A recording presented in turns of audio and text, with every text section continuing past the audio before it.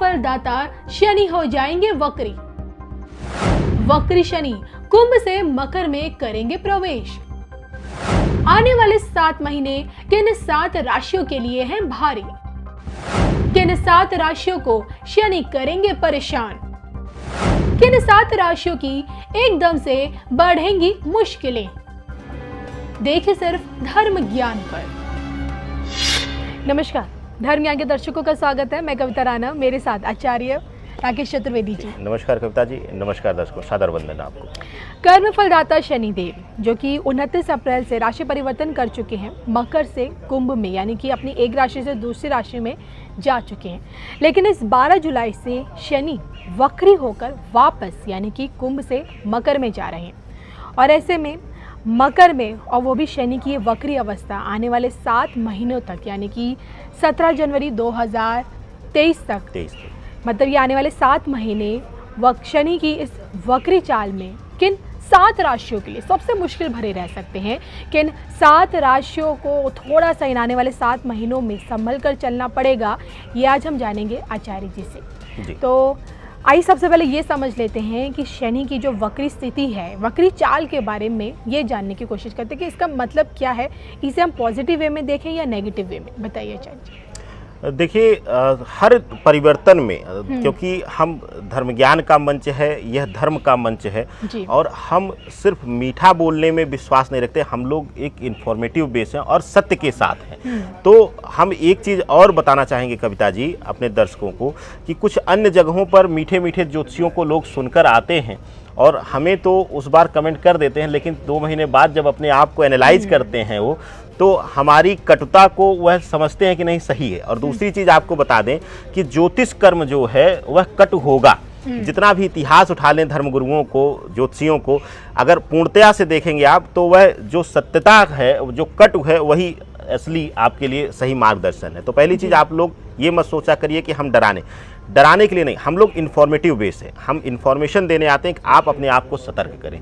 अब आते हैं कि आपने पूछा कि यह कैसा रहेगा, शुभता में देखें कि अशुभता में देखें। देखिए, जब भी कोई ग्रह परिवर्तन होता है, जब भी कोई गोचर होता है, विशेष करके शनि, राहु, केतु, ये जो प्लैनेट हैं कलयुग के, यह राजा ग्रह हैं कलयुग के, तो इनका जो परिवर्तन होता है, तो यह दोनों पहलुओं पर, जब भी कोई चेंज होता है सामान्य जिंदगी में भी, तो वह शुभता और अशुभता दोनों तरफ वह असर दिखाता है। इसी तरीके से शनि का वक्री होना कुछ लोगों के लिए शुभ, तो कुछ लोगों के लिए किसी न किसी विषय पर तनाव देगा। और देखिए, शनिदेव का एक विशेष रूप से कहा जाता है कि अगर वह परिवर्तन कर रहे हैं, जगह परिवर्तन कर रहे हैं, तो कुछ ना कुछ शुभता हर किसी को देंगे और कुछ ना कुछ अशुभता। तो हम लोग कोशिश करते हैं कि जिन पर ज़्यादा प्रभाव पड़ रहा है, जिनसे ज़्यादा डरने की या संभलने की ज़रूरत है, तो हम उसको लेकर आते हैं। तो दोनों ही प्रभाव कविता जी पड़ेगा, तो मिश्रित रूप से रहेगा। कुछ लोगों को इसका शुभ परिणाम मिलेगा, कुछ लोगों को कुछ जिंदगी के पहलुओं पर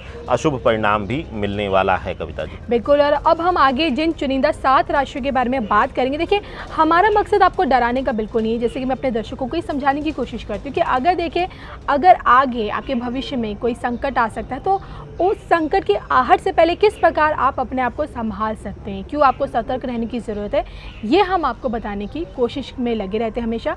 तो आइए जान लेते हैं उन 7 राशियों के बारे में। और पहली राशि वो कौन सी आचार्य जी, जिसे इन आने वाले 7 महीनों में संभल कर रहना है? देखिए, पहली राशि जो है वह राशि चक्र की प्रथम राशि ही आ जाती है, मेष राशि ही आ जाती है। उसका एक महत्वपूर्ण कारण है कविता जी कि जब यह वक्री होकर आ रहे हैं मकर में, उस समय पहली चीज़ तो राहु अभी वहीं पे बैठे रहेंगे, उसके साथ मंगल भी अभी वहाँ पर 10 अगस्त तक बैठे रहेंगे। तो शुरुआती समय जो है वह इन राशियों के लिए, जो 7 महीने का समय शुरू हो रहा है, समय चक्र जो आपने चर्चा किया, उसका जो शुरुआती समय है मेष राशि वालों के लिए काफ़ी विषयों पर तनाव लेके आ रहा है। विशेष करके स्वास्थ्य संबंधी दिक्कत, स्वास्थ्य पीड़ा, या फिर कह लें कि किसी न किसी तरीके की दुर्घटना, या अगर किसी बीमारी से पीड़ित हैं तो ऑपरेशन इत्यादि का होना।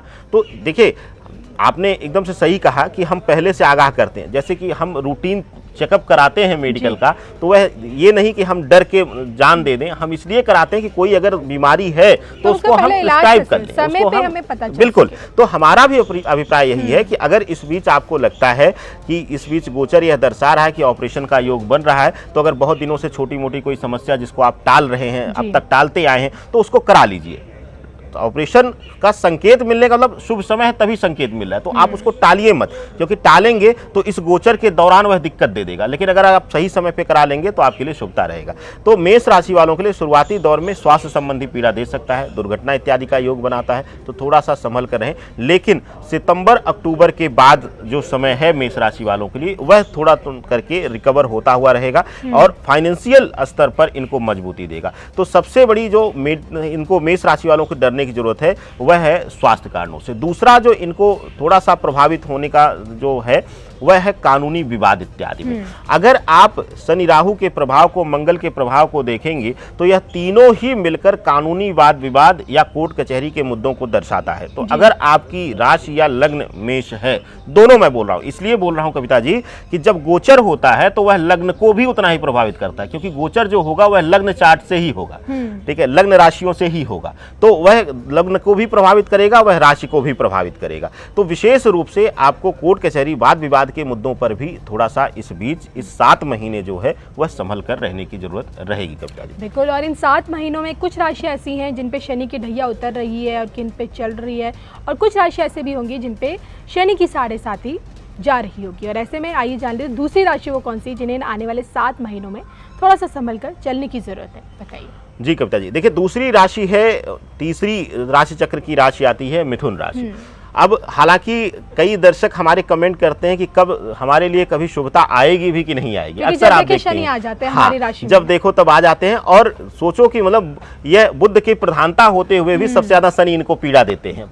तो मिथुन राशि वालों के लिए अभी भी संकट गया नहीं है। उस 2 विषयों पर इनको सबसे ज्यादा तनाव मिलेगा। पहला चीज कि इनको अपनी जरूरतों के लिए इस 7 महीने फिर से फाइट करना पड़ेगा, अपने वजूद से लड़ना पड़ेगा। दूसरी, इनके लिए सबसे बड़ा तनाव होगा इनका पारिवारिक जीवन।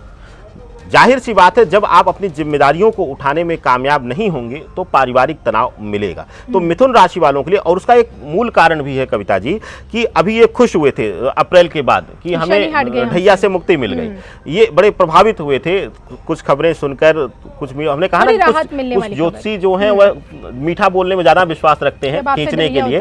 तो यह 2 महीने तो बड़ा खुश हुए, लेकिन इनको नहीं पता था कि फिर यह 7 महीने के लिए फिर जाल में फंसने वाले हैं। तो शनिदेव, हाँ शनिदेव वैसे भी बहुत खेल करते हैं तो मिथुन राशि वालों के लिए फिर से वह ढैया का प्रभाव रहेगा। नियमतः ढैया में नहीं रहेंगे, लेकिन ढैया के प्रभाव से भी कम यह प्रभाव नहीं रहेगा, उससे ज्यादा प्रभावी होने वाला है। जितना वह 2.5 वर्ष प्रताड़ित रहे हैं उससे ज्यादा यह इस 7 महीने प्रताड़ित होने वाले हैं। पारिवारिक विषयों पर, आर्थिक विषयों पर, इन दोनों विषयों पर पूर्णतया यह इफेक्टेड होंगे।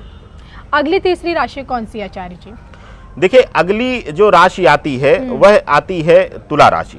तुला राशि वालों के लिए एक चीज आपके बता दें कि तुला राशि के साथ भी वही विडंबना आती है कि इनके साथ भी ढैया का प्रभाव समाप्त हुआ था अप्रैल में, लेकिन जैसे ही वक्री होकर आएंगे, और जब वक्री होकर आ रहे हैं इस बार, तो एक चीज और देखिए, इस बीच और ग्रहीय परिवर्तन बड़े हैं, जिसमें कि कुछ दिन बाद ही गुरु का वक्री हो जाना है। तो शनि और गुरु दोनों ही संबंधों, वैवाहिक संबंधों को पूर्णता का आभास देते हैं। तो गुरु भी वक्री हो जाने से ये आप देखिए कि शनि का प्रभाव बढ़ जाएगा, वक्री प्रभाव बढ़ जाएगा, और वहां पर पर्सनल संबंधों में, रिलेशनशिप में तनाव, तकरार और लड़ाई झगड़े, नोकझोंक बेवजह के कराएंगे। मतलब कोई रीजन नहीं होगा, फिर भी आप रोज उलझे हुए नजर आएंगे। इसके साथ ही तुला राशि वालों के लिए फाइनेंशियल सेक्टर में यह थोड़ा सा तनाव देंगे। अगर आप व्यापारी हैं, अगर ब्लाइंडली किसी के कहने पर आप इन्वेस्ट किए जा रहे हैं, या अपने व्यापार को बढ़ाने की दिशा में बिना सोचे, बिना रिसर्च किए आप बढ़ते जा रहे हैं किसी पर ब्लाइंड फेथ करके, तो आपको फाइनेंशियल लॉसेस बहुत बड़ा दे सकते हैं शनिदेव, और आपको एक बार फिर से अर्श से फिर से फर्श पर लाकर पटक देंगे इस 7 महीने, अगर आप संभलेंगे नहीं तो। चलिए, अभी तक हमने 3 राशि के बारे में बात की, मेष राशि, मिथुन और तुला। अगली चौथी राशि कौन सी, जिसे 7 महीने थोड़े? चौथी राशि फिर आती है मंगल के प्रभाव में ही जीने वाली, वह है वृश्चिक राशि। वृश्चिक राशि वालों के लिए क्यों प्रभावी रहेंगे? वृश्चिक राशि वालों के लिए सबसे ज्यादा यह तनाव देंगे, बाकी चीजों पे यह रिकवर कर रहे हैं, लेकिन वक्री अवस्था में आ जाने के बाद वृश्चिक राशि वालों के लिए विशेष रूप से यह संतान संबंधी पीड़ा, संतान के स्वास्थ्य के संबंधी पीड़ा, या कहने की संतान के द्वारा मानसिक प्रताड़ना मिलना, मानसिक पीड़ा मिलना, इस तरीके का प्रभाव दर्शाते हैं। उसकी एक मुख्य वजह है, पहली चीज कि यह पूर्णतया यह भी राशि मंगल के प्रभाव में आती है, और शनि मंगल का कभी भी बहुत अच्छा मित्रवत संबंध नहीं रहा, शत्रुता वाला रहा है, और हमेशा से यह कुछ विषयों पर, विशेष करके स्वास्थ्य इत्यादि के विषयों पर बहुत ज्यादा पीड़ा दोनों देते हैं। जब भी चाहे वह दृष्टिगत युति संबंध लेंगे, चाहे युति बनाएंगे, तो यह दोनों रूप से संतान पीड़ा को दर्शाता है और संतान संबंधी कुछ न कुछ उलझन देगा। इसके साथ ही व्यापार में यह रोटेशन होते हुए भी, आर्थिक रोटेशन होते हुए भी स्थिरता नहीं, स्थिर लक्ष्मी का प्रभाव नहीं आने देगा। तो स्थिर लक्ष्मी का प्रभाव ना आने से हमेशा से आप मानसिक पीड़ा में रहेंगे कि हमारे पास धन आएगा भी, नहीं आएगा, ठहरेगा भी या नहीं ठहरेगा। इस मानसिक उतार चढ़ाव में आप अपने आप को पीड़ित पाएंगे पूर्ण रूप से। कविता जी, आने वाले 7 महीने कौन सी वो 5वीं राशि जिसके लिए भारी है शनि के लिए? देखिए, आने वाला जो 7 महीना है वह अगली ही राशि आ जाती है धनु। धनु की यहाँ पर प्रभाव इसलिए हम ले रहे हैं कविता जी, 2 कारणों से। पहला कि यह गुरु प्रधान राशि है, दूसरा यह 7.5 से मुक्ति पाई थी, और 7.5 से मुक्ति पाकर यह भी लोग थोड़ा सा बीच में खुश हुए थे। अब दोबारा 7.5 और 7.5 आरंभ हो रहा है, और दूसरे वक्री अवस्था में आकर अपने स्वयं के घर में आ जा रहे हैं। तो यहाँ पर वक्री अवस्था में जब भी यह मकर में आते हैं तो इनका जो प्रभाव है वह और तीक्ष्ण हो जाता है, इनके निर्णय बड़े तीक्ष्ण हो जाते हैं कि जिस कार्य के लिए, जिस दंड को यह शायद 6 महीने में आपको दर्द देते, वह 1 दिन में वह उससे बड़ी पीड़ा दे देंगे। तो धनु राशि वालों के लिए पहली चीज, आपके कार्य क्षेत्र में अगर आप जरा सा भी उलझन में हैं या आप थोड़ा सा वाणी पर कंट्रोल नहीं रखते हैं तो आपको पीड़ा दे देंगे, आपको वहां से तनाव दे देंगे। इसके साथ ही संबंधों के भाव में, विशेष करके पति पत्नी के संबंधों में और माता पिता के संबंधों में, 2 चीजों में, माता पिता के संबंधों में भी तनाव और पीड़ा देते हुए नजर आ रहे हैं, साथ ही साथ पति पत्नी के संबंधों में पूर्णतया यह पीड़ादायक समय 7 महीने का होने वाला है। कविता जी, चलिए आचार्य जी, छठी राशि वो कौन सी है?